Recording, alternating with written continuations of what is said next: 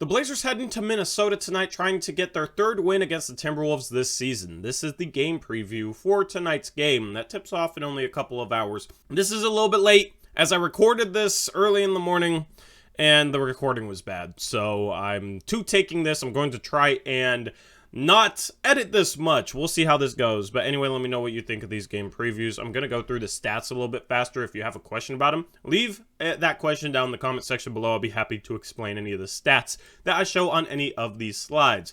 Also, if you made it out to our watch party, huge shout out to you. Thank you for showing up. It was good to meet all of you who showed up. It was a ton of fun. The last post-game show was a blast. To have a live audience was really cool, and you guys made it a great experience for me. Hopefully you enjoyed as well. Shout out to you guys. Also, we will have a Believe in Blazers podcast dropping right before the game. That's me and that's this guy, Stephen Vaughn, that are on that. We have a guest that talks about GP2, a guest from the Bay Area. So that's a fun podcast to go check out. Also, this preview is brought to you by BetOnline. You can use the promo code BELIEVE to receive a 50% reward bonus. Later on in this episode, I will have a BetOnline parlay pick, a BetOnline spread pick, and a BetOnline over-under pick. So definitely check that out. With that being said, let's jump into some of the stats. Minnesota is 17-21, 11th in the West, a game back of the 10th place Utah Jazz. The trade for Rudy Gobert has not paid dividends so far. Rudy Gobert has the lowest block percentage of his career and even has a lower block percentage than his teammate Naz Reid. Rudy Gobert's is 4%, Naz Reid's is 5.1%. I'll have a little bit more about Naz Reid later on in this episode. Head-to-head, the Blazers already have 2 wins over the Timberwolves. They played in back-to-back games back in December. That second game, Damian Lillard dropped 11 threes on them. So Portland has had Minnesota's number so far this year. If they win this matchup tonight, they will automatically win any tiebreaker. Minnesota's a middle-of-the-pack team in both offensive and defensive rating. Their pace is 5th best in the league, a stark contrast to the 24th ranked Portland Trail Blazers. Obviously, it's not bad to play at a slower pace. The Blazers being 24th isn't a negative there. Rebounding-wise, Minnesota sucks, which is confusing considering they've had a starting lineup of Karl-Anthony Towns and Rudy Gobert at times this season. Karl-Anthony Towns will be out for tonight's matchup. He's missed multiple weeks. As far as taking care of the ball, neither of these teams do it. Here's their shot distribution. The mid-range rate is an inverse to rim rate and three-point rate. Getting to the rim is good. Getting up a lot of threes can be said to be good. Shooting a lot of mid-range shots is not reflected highly in these rankings, so actually shooting less mid-range shots will have you ranked closer to first. The Blazers don't shoot a lot of mid-range shots. They are 5th best in the league in terms of not settling for mid-range shots, and they're good at getting to the rim, good at getting three-point shots off, and they're good at getting to the free throw line. They rank 5th in free throw rate, so that's a pretty good shot profile for the Blazers. That's why they rank so good offensively. Meanwhile, for the Timberwolves, they can also get to the rim, and they're very efficient from there. They're an average team in terms of getting to the line and getting up threes. But as I said, they get to the rim and they finish shots there. 5th best in the league. They also hit a high percentage of mid-range shots and struggle from 3. It's quite the opposite for Portland, which isn't as efficient as you'd like from the rim. Doesn't shoot a good mid-range percentage, but as I said, they don't shoot many of those. And then they rank 3rd in three-point percentage at 38.4%.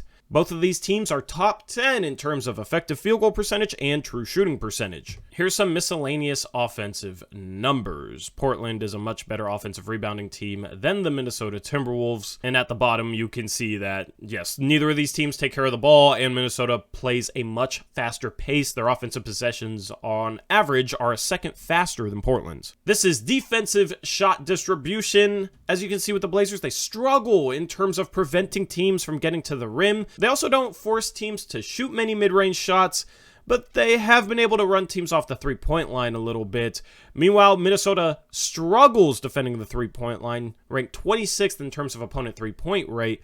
And they also foul a lot. Opponent free throw rate, they rank 24th in. The Blazers can get to the line. The Timberwolves foul a lot. The Blazers are a good three-point shooting team. Minnesota doesn't defend that well, as is evident by Damian Lillard being able to drop 11 threes on them in their previous matchup. Minnesota's defense is good in the paint, as you would expect a Rudy Gobert defense to be. However, they were expecting it to be much better. Rudy Gobert was supposed to catapult them into maybe being a top 5 defense, top 10 defense. And really, the only area they excel in is rim defense. And as I said, that 3-point percentage for opponents is terrible. Here's some miscellaneous defensive numbers, and would you look at that adjusted defensive rating for your Portland Trailblazers right now? They rank 16th. They are basically an average defense. Their normal defensive rating is a little bit lower because adjusted defensive rating takes into account strength of schedule, and Portland has had the 9th ranked strength of schedule in regards to the strength of opposing offenses that they've faced this season. So they've had a lot of defensive challenges. Their schedule's been tough, and their defensive rating's 20, adjusted defensive rating 16th. So they're not as bad as people have thought, and they've been rising in regards to those stats lately, and GP2 being back should only help that. Anyway, those are the metrics for this game. With Karl-Anthony Towns being out, the Timberwolves have started Jaden McDaniels and Kyle Anderson at the power forward and small forward spots. Both of those guys have been in the top 95th percentile in terms of defensive estimated plus minus. Those guys are able to do a good job. However, Jaden McDaniels struggled defensively the last time he had to face Damian Lillard, making a bunch of off-ball mistakes and letting him go off. But let's talk about Jaden McDaniels a little bit more. On the ball, he's really solid. He ranks 12th in Basketball Index's on-ball defense metric and 2nd in their ball screen navigation metric. He has a legitimate case for being a top 5 point of attack defender in the league. He's a legit 6'9", maybe even 6'10". He has length and lateral quickness. He's a guy that can really lock up on the ball and give guys fits. It'll be interesting to see if Damian Lillard's able to have another good game against him tonight. Another meaningful player for the Timberwolves is Anthony Edwards, who has been hot his last 10 games, averaging 28 points per game, 8 rebounds per game, and 5.5 assists on a true shooting percentage of 58.6.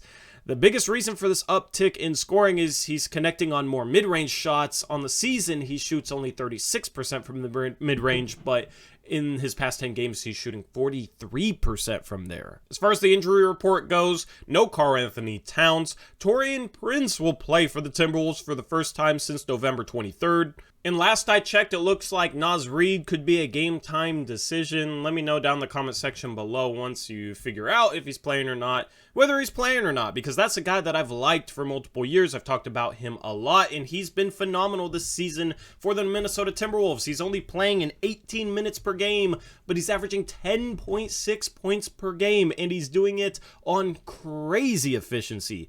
He's currently shooting 65% from 2 and 36% from 3 on almost 3 attempts per game. And as I said, this is in 18 minutes per 36. He's averaging 21 points per game. He has a true shooting percentage of 62%. Per 36, he's averaging 2 blocks per game as well as a steal. He's a legitimate backup big. You could make the case that he's been more impactful than Rudy Gobert this season if you just look on a permanent basis. Obviously, Gobert plays a lot more, and I would still say is the better player.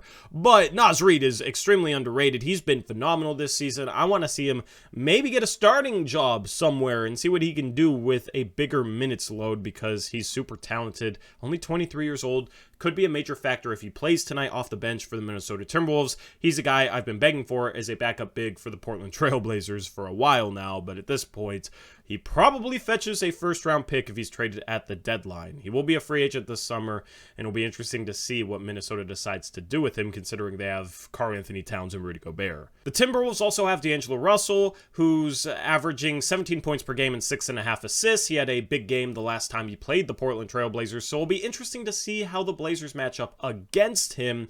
Damian Lillard and Anthony Simons have been improving defensively this season. I would like for one of those guys to get the matchup against D'Angelo Russell, as he kind of cooked Jeremy Grant the last time these two teams played. Keys to the game for the Blazers will be to slow down that backcourt of Anthony Edwards and D'Angelo Russell. Try and win the free throw battle. The Timberwolves foul a lot, and the Blazers get to the line a lot, and then try and have a good three-point shooting game. I want the Blazers to make at least 10 threes in this game on at least 37% three-point shooting. That's my keys to the game for the Portland Trailblazers. Now, let's look at Bet Online picks. The spread the first time I recorded this video earlier this morning was Minnesota being favored by a point, but now BetOnline has the Portland Trailblazers favored by 1.5 points. I would lean Blazers still. I think Portland is just a bad matchup for Minnesota. Damian Lillard's always been able to have good games against Rudy Gobert. Rudy Gobert has to play up at the point of the screen or else Damian Lillard's going to have a field day. And Portland's already won 2 of the matchups, so I like Portland in this one. The over-under for this game is 234.5 points, but I would take the over as both of these teams have strengths offensively that match up with other teams' defensive weaknesses.